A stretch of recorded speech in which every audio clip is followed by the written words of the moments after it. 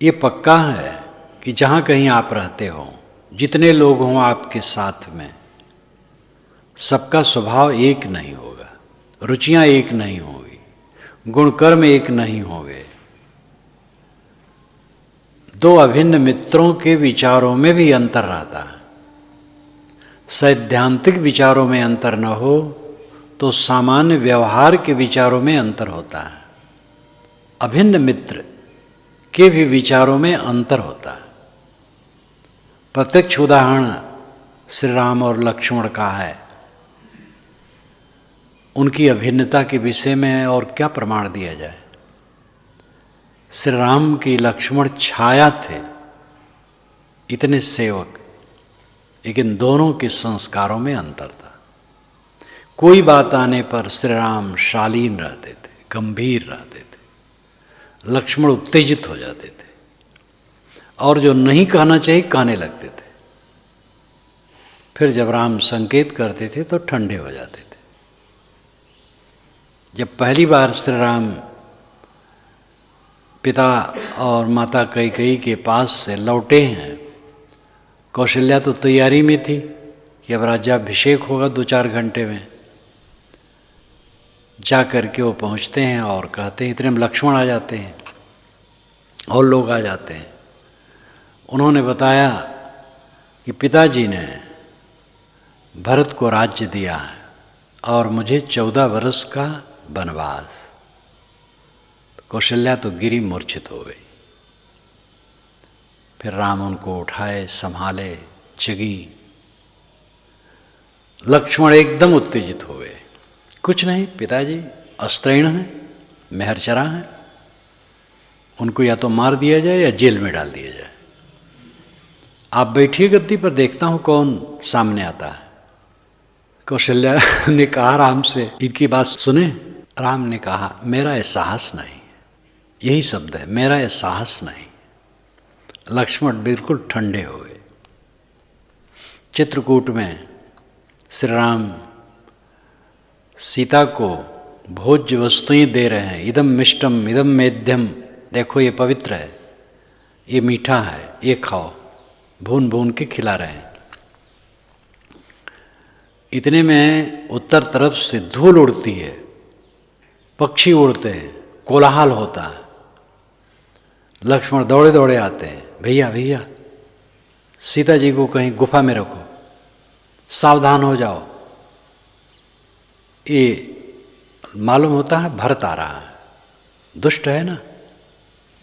तुरंत एक शाल वृक्ष पर ऊंचे चढ़ जाते हैं, तो वहां से ध्वजा देखते हैं अयोध्या नरेश का, और उनको पता लग जाता है कि अयोध्या से ही ये सेना आ रही है।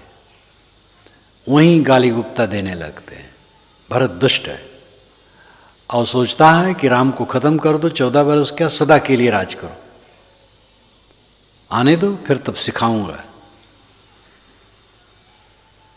तो राम ने कहा, तुम उतर आओ पेड़ से, भरत आएंगे तो मैं कह दूंगा कि अयोध्या का राज लक्ष्मण को दे दो। लक्ष्मण बेचारे पेड़ पर ही मुरझा गए। उतरे, कहे भैया आपको पिताजी बुलाने आते होंगे। ठंडा गए। ऐसे हर जगह उत्तेजित हो जाते थे, लेकिन फिर राम के इशारे से कब्जे में हो जाते थे। पूरा जीवन चला साथ। विचारों, संस्कारों, गुणकर्मों का अंतर संसार का स्वभाव है।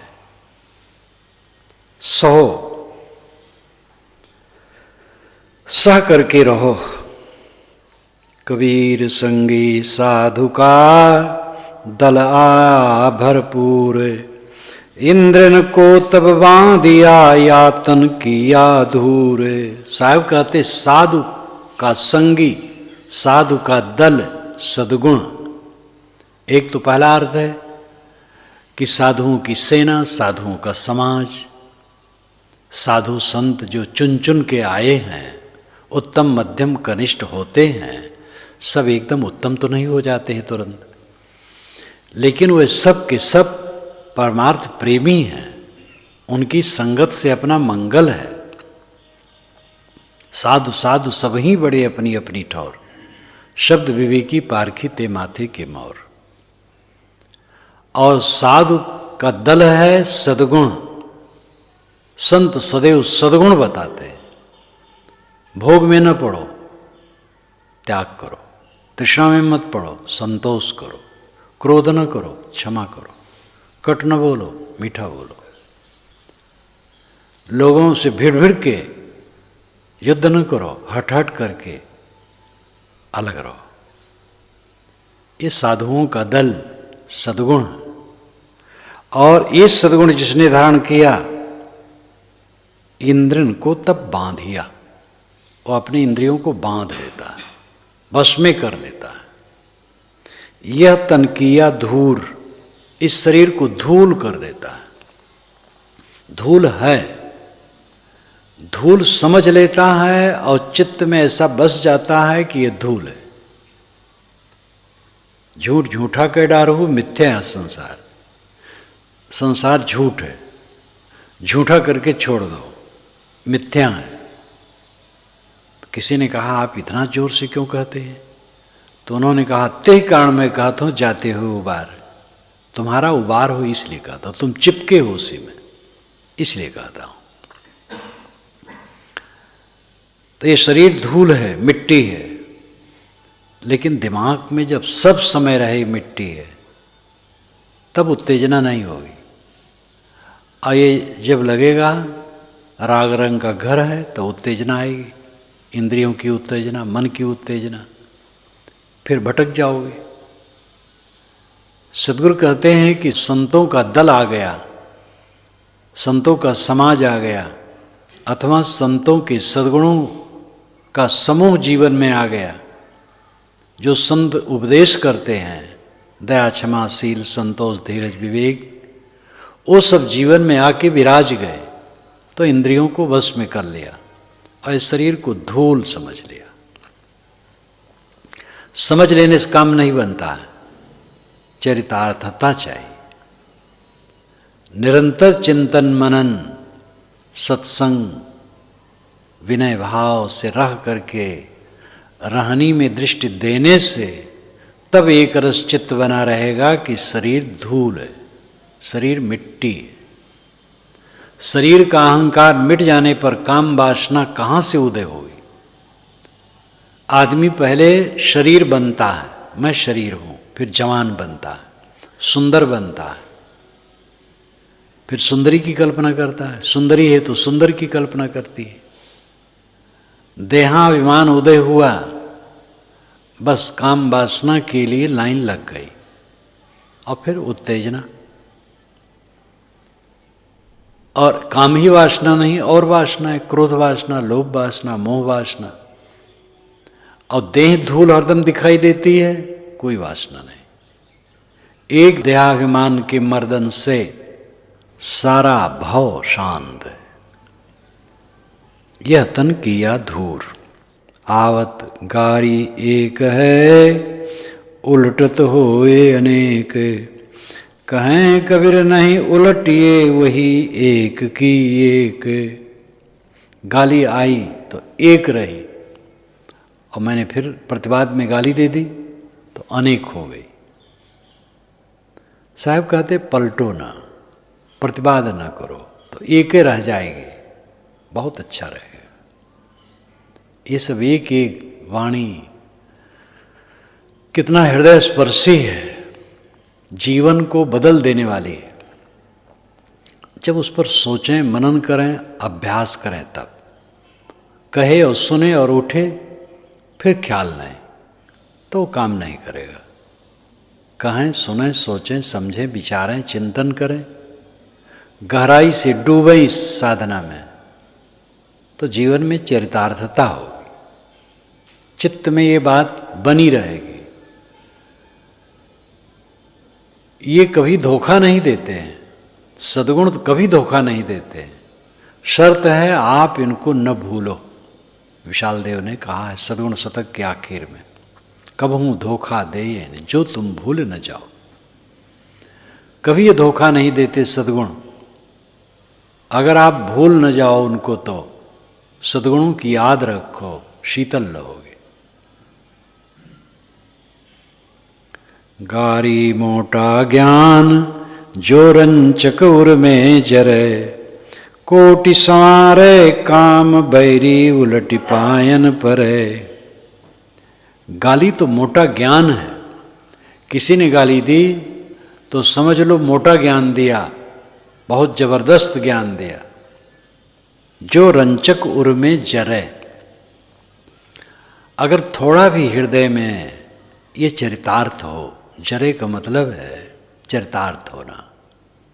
जो रंचक उर में जरे, अगर उर में वो जगह बना ले ये ज्ञान, हम अपने हृदय में उसको धारण कर लें, तो गाली तो मोटा ज्ञान है। किसी ने हमें कुछ कहा, बहुत अच्छा किया, क्यों अपने को बड़ा मान लेते हो?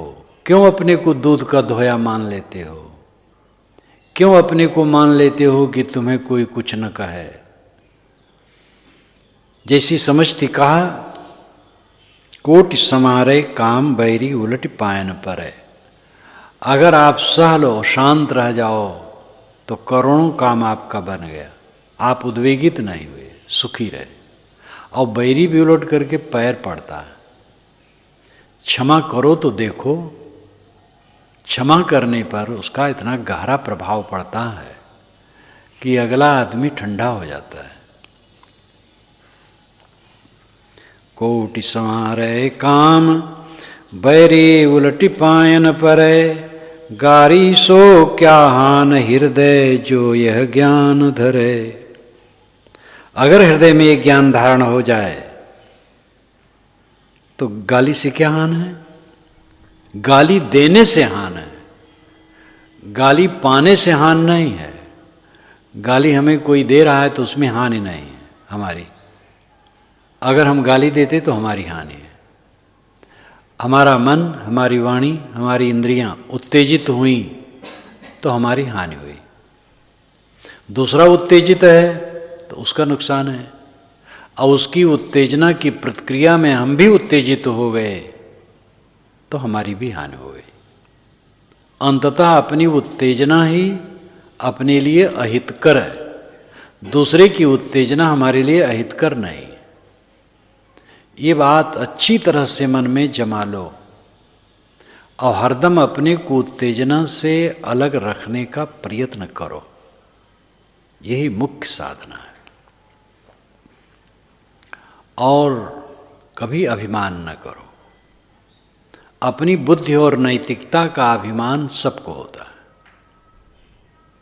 मेरी बुद्धि दूसरे से बड़ी है, 2.5 बुद्धि दुनिया में, तो 2 तो मेरी है और आधी में सारी दुनिया की बुद्धि है।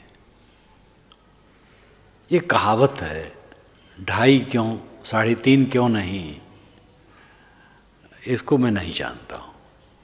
बचपन में मैं जो सुनता था उसको कह रहा हूँ। दुनिया में 2.5 बुद्धि है, तो 2 तो मेरी है और आधे में सारे संसार की। तो इसका लाक्षणिक अर्थ इतना है कि अपनी बुद्धि का सबको गर्व होता है और अपनी नैतिकता का गर्व होता है। श्री विशाल साहब एकांत रहा करते थे, तो एक महंत रहे, कुटिया रहे उनकी, घोड़ा रखें, उसके लिए घास छीलें खुद महंत, बड़ा बाग रहे, दिन भर उसमें घास 2-4 घंटा तो दोनों टाइम मिला के छीलते ही रहे। कोई कहे श्री विशाल साहब बहुत एकांत सेवी है। अरे क्या विशाल साहब एकांत सेवी? मैं नहीं, मैं दिन भर बाग में रहता हूँ। और घोड़े घास छिलते थे तो वो भी बाग में रहते थे, वो उनसे बड़े थे। तो एक बार श्री प्रेम साहब मुझसे कहे कि साहब जब सुबह निकले बाहर के लिए, बाहर निकलते थे साहब, कड़ाऊँ पहने और चल दे, कई किलोमीटर जाए। तो संजोग से वो घास छीलने आ गए थे बाग में, वैसे जा रहे थे। तो उनको जैसे देखे तैसे साहब बैठ के बंदगी किए। तो प्रेम साहब कहे जब साहब बैठ के बंदगी करते तो मैं कैसे खड़ा रहूं? मैं भी बैठ के बंदगी किया, फिर आगे निकल गए। कभी भी प्रतिवाद श्री विशाल साहब किसी से नहीं करते थे। कोई उल्टा पलटा कहा झुक जाते थे।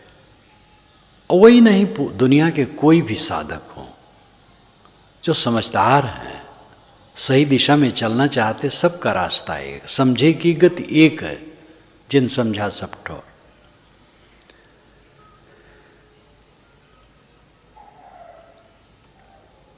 गारी ही से उपजय कलह कष्ट अरुमीचे, हारी चले सो संत है लागी मरे सो नीचे। ये भी साहब का बड़ा हथौड़ा हम लोगों के ऊपर पड़ रहा है। गारी ही से उपजे कलह कष्ट और मीच। गाली से कलह बढ़ता है, कटु शब्द कहने से, खर्च कहने से, अनुचित वचन उत्तेजना में कहने से कलह बढ़ता है, झगड़ा बढ़ता है, कष्ट बढ़ता है, मन की पीड़ा बढ़ती है, और मीच मृत्यु की भी संभावना हो सकती है। थोड़ा बाद विवाद शुरू होता है, फिर वो गहराते गहराते मारा मारी भी हो जाती है, और जोश में मार दिए, फिर तो जेल गए, नई फांसी हुई, आजीवन कारावास हुआ, जल रहे हैं, जला रहे हैं, क्या हुआ फायदा। साहब कहते हार चले सो संत है लाग मरे सो नीच।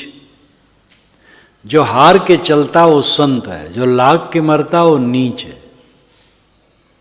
मैं पीछा छोड़ नहीं सकता, कौन होते हैं वे, हम कम नहीं हैं। ये सब बदहवासी के वचन हैं। मैं किसी को कुछ नहीं कर सकता, सब बड़े हैं, सब बलवान हैं, मैं बहुत साधारण हूं। जब तक ये भावना न आएगी आदमी शांति नहीं पाएगा। जैसा भोजन खाइए तैसा ही मन होए, जैसा पानी पीजिए तैसी वाणी सोए। जैसे अन्न खाओ ऐसे मन बनेगा, जैसे पानी पियो वैसे वाणी बनेगी। पानी से मतलब है वाणी। जैसे वाणी सुनोगे वैसे वाणी कहोगे। कंकाली इत्यादि होते हैं जो मांगते होते हैं, डेरा डाल करके मांगते हैं, वो सब अनपढ़ तो होते ही हैं, असभ्य होते हैं और हरदम गाली गुप्त बकते रहते हैं।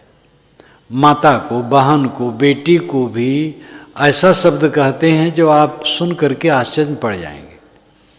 स्वभाव है, वो दूसरे बुरा नहीं मानते, वो हंसते रहते हैं, वो गरियाते रहते हैं। अब वहाँ पर कोई रहेगा तो क्या सीखेगा, वैसे सीखेगा। अब ऐसे परिवार हैं जहाँ गाली का शब्द कभी सुना नहीं जाता है, तो वहाँ के बच्चे गाली कैसे देंगे। तो जैसे पानी पीजिए वैसे बानी होए, जैसे पानी पियो वैसे बानी। तो पानी से मतलब यहाँ वाणी ही है। जैसे वाणी सुनोगे वैसे वाणी बोलोगे, जैसे अन्न खाओगे वैसे मन बनेगा। जैसे खाए अन्न वैसे बने मन। आहार सही ग्रहण करो, आहार शुद्ध हो सत्य शुद्धि। सनत कुमार ने लंबा उपदेश करने के बाद छांदोग्य उपनिषद में यो वही भूमा तो सुखम नाल्पे सुखमस्ति भूमयि सुखम यत्र नानद पश्चित नानद श्रवत नानद विजानात स भूमा। भूमा में सुख है, अल्प में सुख नहीं है। जवानी अल्प है, धन अल्प है, पद अल्प है, सब कुछ अल्प है। भूमा अनल्प है, अनंत है। भूमा आत्मा है, आत्मा नित्य है।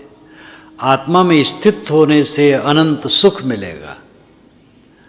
और उसकी परिभाषा है यत्र नानद पश्चित नानद श्रवत नानद विजानात स भूमा।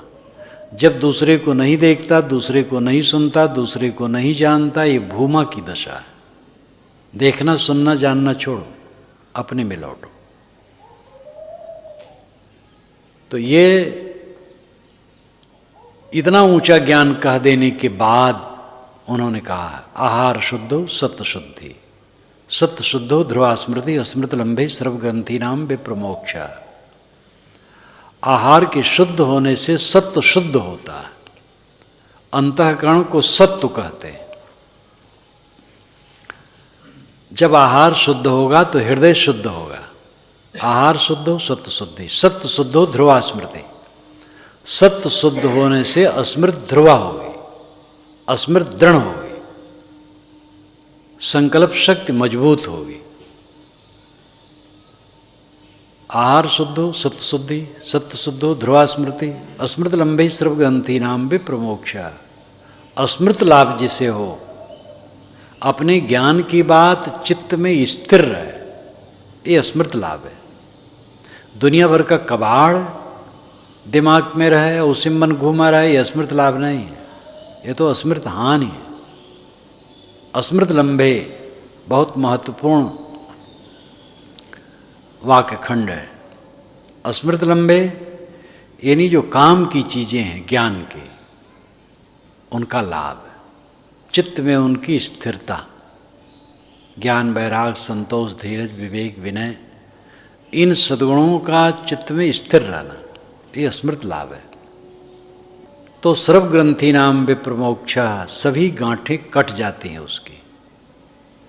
जिसका आहार शुद्ध है उसका हृदय शुद्ध है, जिसका हृदय शुद्ध है उसको अस्मृत लाभ है। शुद्ध हृदय में गलत संस्मरण हट जाते हैं, अच्छे संस्मरण रहते हैं।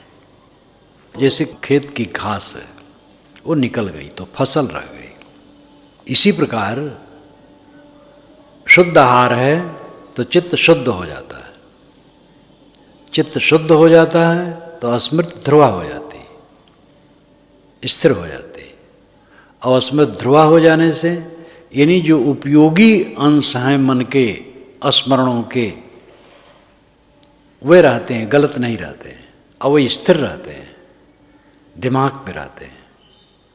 इसलिए कोई भी हमला विकार का नहीं हो सकता है। सर्व ग्रंथि नाम विप्रमोक्षा, सभी गांठें कट जाती। सर्व ग्रंथि नाम, समस्त गांठों का विप्रमोक्षा, अच्छी तरह से विदीर्णीकरण हो जाता है। आहार शुद्ध है तो चित्त शुद्ध होगा, चित्त शुद्ध होगा तो उपयोगी विचार चित्त में स्थिर रहेंगे, और उपयोगी विचार चित्त में स्थिर रहेंगे तो सब गांठें कट जाएंगे। आहार क्या है? जितना आहरण करें, स्वामी शंकर ने भी यहाँ व्यापक अर्थ भाष्य किया है। खाली खाने को नहीं कहा है कि जो मुख से खाते उतना है। आहार, आहरण जिसको हम करें वो आहार है। मुख से जो खाते वो मुख का आहार है। आँख से जो देखते हैं आँख का आहार है। कान से सुनते कान का आहार है। नाक से सूंघते नाक का आहार है। चाम से छूते चाम का आहार है। मन से सोचते हैं मन का आहार है। इस प्रकार 5 ज्ञानेंद्रिय और छठा मन, ये सब द्वारा जो हम आहरण करते हैं, खींचते हैं, ग्रहण करते हैं, वो सब शुद्ध हो। ठीक देखें, ठीक सुने, ठीक खाएं, ठीक छुएं, ठीक सोचें, ठीक सूंघें, सब ठीक हो, तब चित्त शुद्ध होता है। जब चित्त शुद्ध होता है तो चित्त के अनर्गल अंश निकल जाते हैं, सही अंश स्थिर हो जाते हैं, और सही अंश स्थिर हुए, सद्गुणों की स्थिरता चित्त में हुई तो सभी गांठें कट जाती हैं और कल्याण हो जाता है। एक वैज्ञानिक विचार, वैज्ञानिक तथ्य, कोई संप्रदाय इसमें नहीं है। जैसा अन्न खाओगे मन बनेगा, जैसा आहरण ग्रहण करोगे वैसे सोचना होगा, जैसे सुनोगे वैसे बोलोगे। कई बार मैंने कहा है, एक छोटा मित्र था, कम उम्र का था, तो नास भय बहुत कहे, उसके साथ मैं खेलता था, वो कहे नास भय, कोनो बात हो कहे नास भय, तो मैं भी सीख गया नास भय कहना। जब कोई गलती करे तो मैं कहूँ क्या नास भय। कुछ दिनों के बाद एक नया नौकर घर में आया, जो बेचारा अनाड़ी, असभ्य, घर का अनपढ़, लेकिन उसको देखा कि जब कोई गलती करे तो कहे कि का भले लोग, तो मैं सोचा मैं सभ्य हूँ और नास भय कहता हूँ, और ये असभ्य कहलाता है और ये भले लोग कहता है, तो कौन सभ्य है? मन में ग्लानि हुई, फिर मैं भले लोग कहने लगा। जब कोई गलती करे तो मैं भी कहूँ का भले लोग, नास भय कहना छोड़ दिया। जैसे सुनो वैसे बोलो, वैसे मन बन जाता है। तो सावधान रहो, जो कुछ ग्रहण करो विवेक पूर्वक, अनर्गल चीज न ग्रहण करो, और चित्त में अनर्गल वस्तु न रखो, सही रखो। बहते को मत बहन दो, कर गई ऐच उठौर, कहो सुनो माने नहीं, शब्द कहो दुई और। बहते को मत बहन दो। आपके आसपास कोई है तो अगर बह रहा है तो बहने न दो, संभालो। सोई हित बंधु मोहि भावे, जात कुमारग मार्ग लावे। वही हित है, बंधु है, मुझे अच्छा लगता है जो किसी को कुमार्ग में जाते देख करके प्रयत्न पूर्वक उसको सुमार्ग में लाने का काम करता है। इसलिए जो सही सीख है बहुत बड़ा काम है। जो साधु लोग इधर उधर भटकते हैं, राजनीति करते हैं और चुनाव लड़ने के चक्कर में पड़ते हैं, मंत्री बनना चाहते हैं या प्रधान सरपंच बनना चाहते हैं या और चौधराना गांठते हैं, वो समझ नहीं पाते हैं।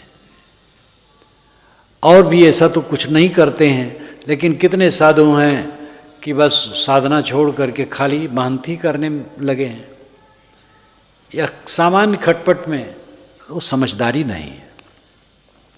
साधु का काम है गुरु संतों के चरणों में रह करके सीखना, समझना, साधना करना और समय पड़ने पर दूसरे को भी अच्छी राय देना। डॉक्टर का काम, वकील का काम, पुलिस का काम, क्लर्कों का काम, किसानों का काम, व्यापारियों का काम, सबका काम समाज के लिए कल्याणकारी है। लेकिन उन सब में सर्वाधिक कल्याणकारी वह काम है जिससे किसी के विचार को शुद्ध कर दिया जाए, और साधुओं का यही काम है।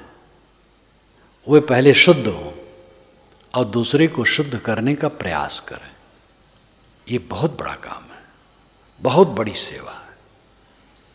इसीलिए माता पिता के बाद आचार्य को देव कहा गया। श्रुति में मातृदेव हो, पितृदेव हो, तब आचार्य देव हो। माता पिता तो देह दे दिए, पाल दिए, लेकिन आचार्य न मिले, गुरु न मिले, संत न मिले, सीख न मिले तो जानवर की तरह रह करके खा पी के मर जाए, और क्या होगा। सीख देने वाले, अच्छी सीख देने वाले मिले तब जीवन अच्छा बनता है। इसलिए साहब कहते हैं जो बह रहा है उसको मत बहने दो, संभालो, चेष्टा करो, प्रयत्न करो। कर गई ऐचौ ठौर, हाथ पकड़ करके जगह में खींच लो। कहो सुनो माने नहीं, शब्द कहो दुई और। कहा सुना न माने तो भी दो शब्द कहो, झकझोरो, खींचने की चेष्टा करो। ये भी साहब कहे हैं, जाहि कहो हित अपना सूठ बैरी हुए। जिसको उसके हित के लिए कहा था वही उठ करके बैरी बन जाता है। ये सब भी संसार में है, लेकिन जहाँ तक बन सके, किसी का सुधार हो सके, सुधार करने की चेष्टा करो।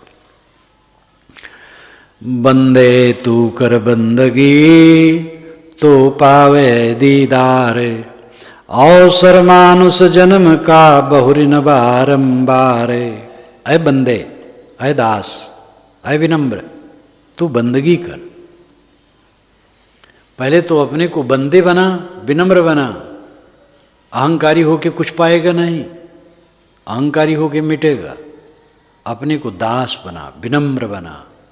अब तो ऐसा हो रहे पांव तले की धूल। और फिर बंदगी कर। बंदगी विनय, सेवा। वंदना और बंदगी कैसे सटे हुए हैं। गो, फारसी में गो गाय और संस्कृत में गो गाय। ईल, इलाह, पूज्य, और वही बात संस्कृत में पूज्य। अग्निमीले पुरोहितम यज्ञ से देव मृतजम होतारम रत्न धातमम, ये ऋग्वेद का पहला मंत्र है। और अग्निम ईले का भास साड़ करते हैं अग्नि नाम कम देवम ईले अस्तौमी, ईड़ अस्तुताविद धातु, ये उनका अग्निमेले का भाष्य है। अग्नि नामकम देवम, अग्नि जो शब्द है वो तो अग्नि नाम का देवता है।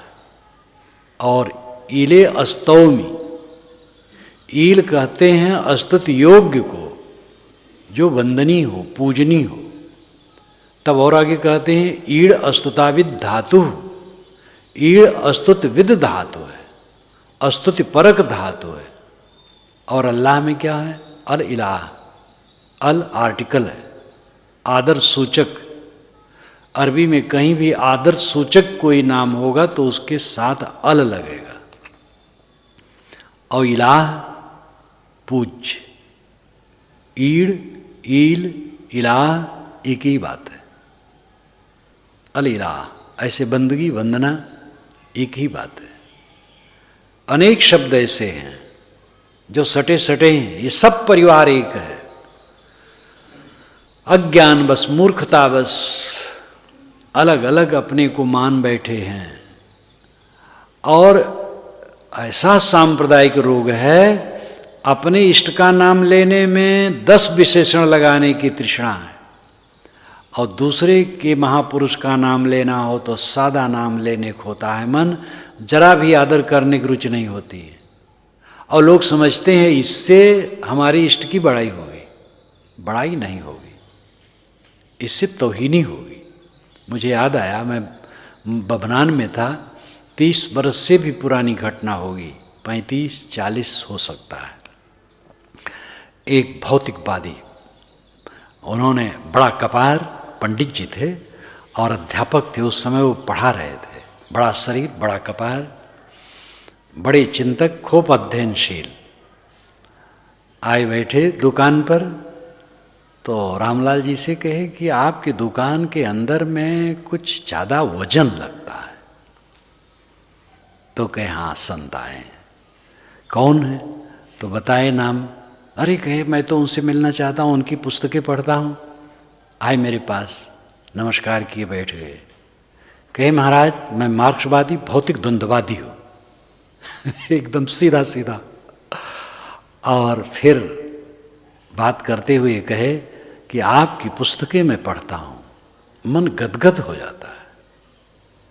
गोस्वामी जी के विचार आपके विचार से बिल्कुल अलग हैं, लेकिन जहाँ आप उनका नाम लेते हैं तो लिखते हैं गोस्वामी जी महाराज। तुलसीदास आपके ग्रंथ में मैंने सादा सादा नहीं देखा, गोस्वामी जी महाराज, गोस्वामी तुलसीदास जी महाराज। ऐसा आदर, ऐसा भाव, इतने भाव विभोर थे। फिर वे मिलने लगे।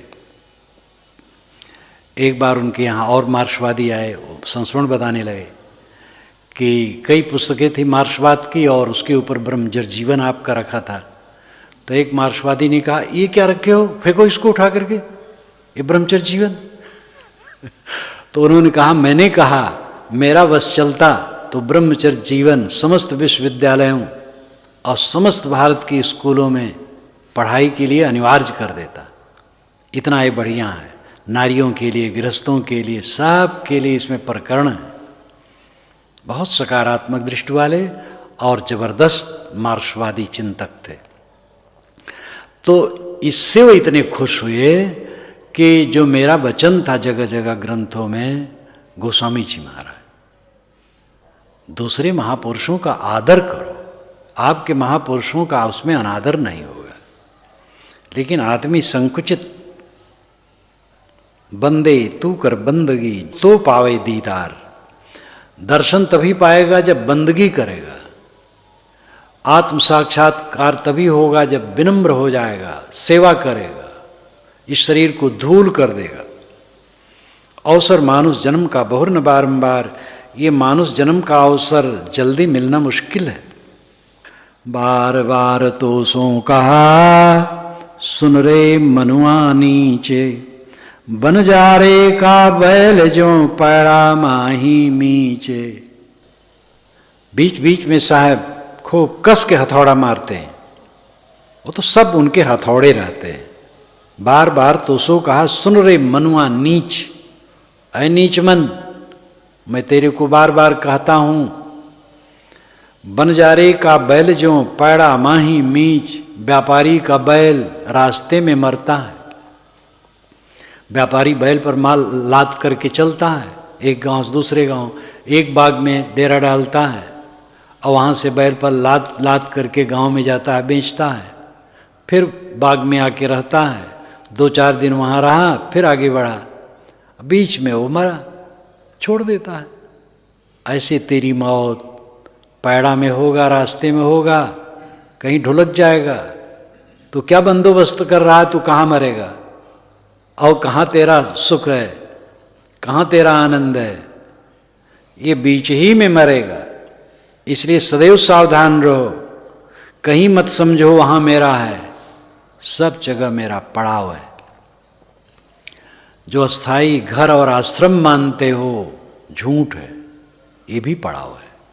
पूरा जीवन पड़ाव है, पूरा जीवन राह है, जागते रहो।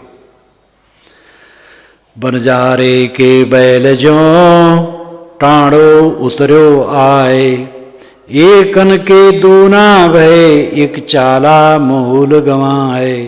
बनजारे के बैल टाणा उतरा। एक बार तथागत बुद्ध को एक ब्राह्मण देवता मथुरा का निमंत्रित किया कि चौमासा हमारे यहाँ रहिए। बहुत कहा, उन्होंने स्वीकार लिया। गए वहाँ तो जहाँ रहते थे वन जंगल बाग इत्यादि होते थे, उसी में छावनियाँ बनती थी और उसी में रहते थे, और वो राशन भेजता था। लेकिन कुछ दिन के बाद वो हार गया और उसके पास सामान न रहा हो या सुम्पन हो गया, जो आना जाना बंद कर दिया। अब आना जाना बंद कर दिया, चौमासा तो एक जगह रहने की बात, सावन भादो कुआर, इसको चौमासा कहते हैं। प्राय दीपावली के बाद लोग चलते थे, तो अब क्या करें। तो पास के वन में बनजारे यानी व्यापारी आए थे। वो बहुत बड़ा पड़ाव था, सैकड़ों लोग थे, सैकड़ों बैल थे, बैल पर लाद करके लोग सामान चलते थे। तो वे जान पाए तो थोड़ा थोड़ा करके देने लगे। किसी प्रकार चौमासा कटा, तब बुद्ध निकले वहाँ से। बुद्ध जैसे महापुरुष के सामने भी ये बात आती थी। एक बार तो सूखा पड़ा, तो सूखा की स्थिति में बुद्ध पर्वत पर निकल गए और वहाँ रहते थे जंगल पर्वत में। तो वहाँ बूढ़े हो गए थे, उनके दांत नहीं रह गए थे, तो घास के दाने बटोर करके उसको पीस करके उबालते थे उन साधु, और वही उनको माड़ बना के देते थे। और फिर जैसे कैसे वर्षावास उन्होंने वन और जंगल में बिताया था। इतने बड़े बड़े पुरुषों के सामने ऐसी बात आई। इसलिए भौतिक पदार्थों का मूल्य बहुत नहीं मानना चाहिए। ये कितना है, कैसे है, जैसे है वैसे है, गुजर बसर हो रहा है। असली बात है आपका मन कैसा है। मन शीतल है, सरल है, विनम्र है, उद्वेग शून्य है, शांत है, सच्चे अर्थ में सुखी है तो सफल है। और बाहर कैसा कपड़ा, रुपया, पैसा, अनाज, पानी और धन दौलत है, ये तो कम बेस होता रहता है। जैसा होगा वैसा गुजर तो होगा ही।